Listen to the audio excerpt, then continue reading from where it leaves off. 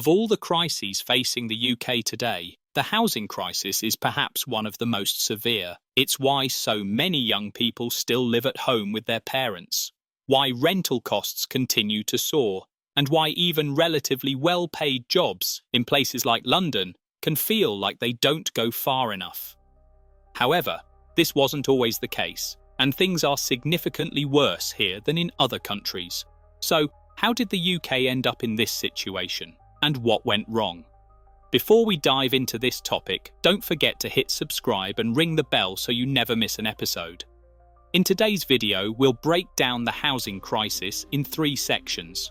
First, we'll take a look at how bad the UK housing crisis really is by both international and historical standards. Second, we'll explore the supply-side issues that have made things worse over the past 50 years. And third, we'll dive into the demand-side issues and how government decisions from the past have contributed to the problem. Let's start by examining just how bad the housing crisis is in the UK. A great way to track the cost of housing over time is by looking at the ratio of the average house price to the average wage. Between 1960 and the end of the 20th century, the average house price was typically about 4 to 6 times the average wage. But things have changed dramatically in the 21st century. By 2021, this ratio had climbed to 9 times the average salary, the highest it's been since 1876. Although the ratio has slightly decreased since then, it still stands at 7.7 in 2024, with the average house priced at £290,000 and the average wage at £37,600. Now you might be thinking, is this really a UK-specific problem? Aren't other countries facing a housing crisis too? Well, yes, there is a global housing crisis, but the UK's situation is among the worst. According to the latest Demographia reports, the ratio of the median house price to median income in the UK is higher than nearly every other Anglophone country, aside from Australia and New Zealand. The Home Builders Federation's analysis shows that the UK has the highest proportion of people overburdened by housing costs in Europe, defined as anyone spending more than 40% of their income on housing. In 2011, 15.8% of the UK population were overburdened by housing costs. By 2020, this had increased to 19.9%, which is 12 points higher than the EU average of 8%. The situation in the UK is even worse when you compare living space. English homes average only 38 square metres of floor space per person, much smaller than homes in countries like the US, 66 square metres, Germany, 46 square metres, and France, 43 square metres. In fact, people in England have less space per person than those living in New York. And it's not just about space, it's about the quality of the homes as well. The UK has the highest share of pre-war housing stock in Europe, meaning many homes are harder to insulate and suffer from damp issues. Clearly, the UK is performing poorly compared to other countries in terms of housing. But what went wrong? The root cause of the crisis is the UK's failure to build enough homes. So, why has the UK failed to build enough homes? In part, it's because the number of homes per 1,000 people in the UK is much lower than the European average. The UK only has 446 homes per 1,000 people, compared to the European average of 542. This has led to a situation where the UK has the oldest housing stock in Europe, and much of that housing is in poor condition, contributing to the shortage of quality homes. But this didn't just happen overnight. The UK's housing shortage can be traced back to the 1930s, when house builders had access to cheap materials and labour, and building regulations were minimal. During this period, house building boomed, increasing from 142,000 homes a year in 1932 to 286,000 homes a year by 1934.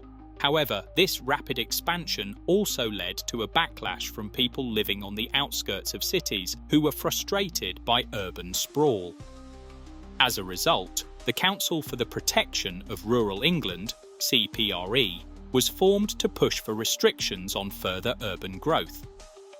By the late 1940s, the government responded to the pressure from the CPRE with the Town and Country Planning Act of 1947. This introduced the concept of green belts, areas surrounding cities where development was heavily restricted. Green belts have been successful in preventing further urban sprawl, but they've also severely limited the amount of land available for new housing development. In fact, by 2022, only 0.3% of the greenbelt land in England was used for residential buildings. The Act also shifted the UK's planning system from a zonal system, where developments meeting land use plans were automatically approved, to a discretionary system, where local authorities had the power to deny planning permission even if the development met the criteria. This gave local authorities the ability to block new housing projects, even when there was clear demand for new homes. As a result, house building stagnated. Another key factor was the government's focus on public housing. In the immediate post-war years, public housing was prioritised with a focus on developing new towns outside of cities. However, when public house building slowed in the 1960s and 1970s, the discretionary planning system left the private sector to pick up the slack. But the private sector faced little incentive to build affordable housing, and the new houses they did build were often too expensive for ordinary people. To understand why the UK hasn't built enough homes, we need to look at the role of the Right to Buy scheme introduced by Margaret Thatcher's government in 1980. This allowed tenants in council housing to purchase their homes at a discounted rate, with discounts starting at 33% and increasing to 50% for tenants who'd lived in their council homes for 20 years or more. While this policy helped many people become homeowners, it also had serious long-term consequences. More than 2 million council homes were sold under the Right to Buy scheme, but the problem was that the councils didn't receive the full market value for these properties. Instead, much of the proceeds were directed towards paying off council debts. As a result, councils were unable to reinvest the money into building new homes. In fact, only 2% of the homes sold under the Right to Buy scheme were replaced, which meant that the supply of affordable housing was severely reduced. This policy has had lasting consequences. Today, much of the UK's affordable housing is now provided by private landlords, and the government subsidises these landlords through programmes like Local Housing Allowance, LHA. However, the LHA has been frozen for 8 of the last 13 years, meaning that people on low incomes are now struggling to cover the difference between the rent and the government subsidy. Furthermore, with more people owning their homes, there was less pressure to build more.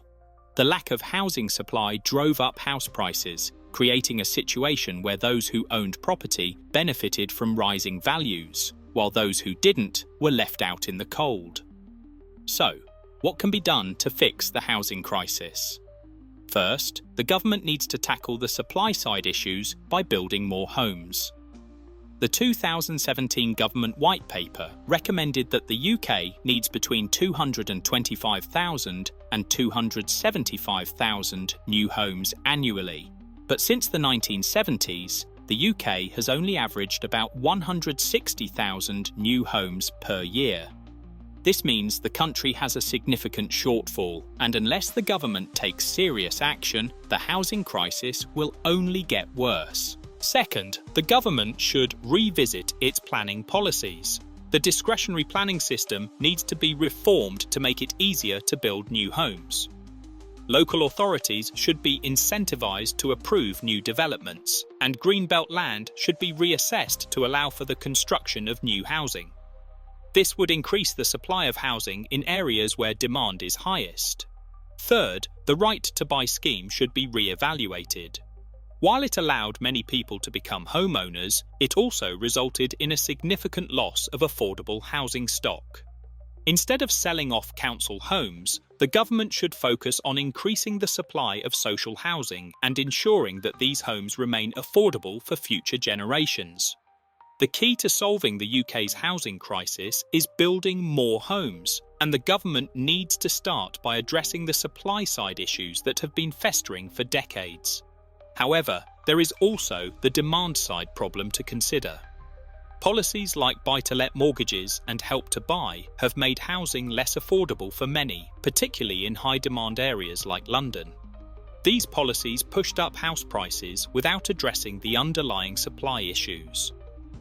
Reforming the housing market will require a combination of government intervention and market incentives.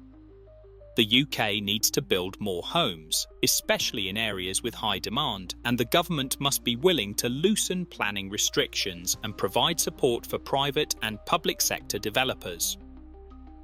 What do you think about the UK housing crisis? Do you believe the government should do more to address the lack of affordable housing, or is the focus on supply-side issues too narrow? Let me know your thoughts in the comments below. How do you think government policies over the years have contributed to the housing crisis? Do you think the UK should scrap the right to buy scheme or reform it? Share your perspective. To wrap up, the UK housing crisis is a complex issue shaped by decades of policy decisions. The lack of supply, outdated planning regulations, and misguided policies like the Right to Buy scheme have created a situation where millions of people are struggling to find affordable homes. While there is no quick fix, addressing these issues head-on is the only way to ensure that future generations have access to decent, affordable housing. Thanks for watching. Don't forget to subscribe for more updates on the UK economy. Stay tuned for more videos as we continue to break down the challenges facing the UK in the coming years.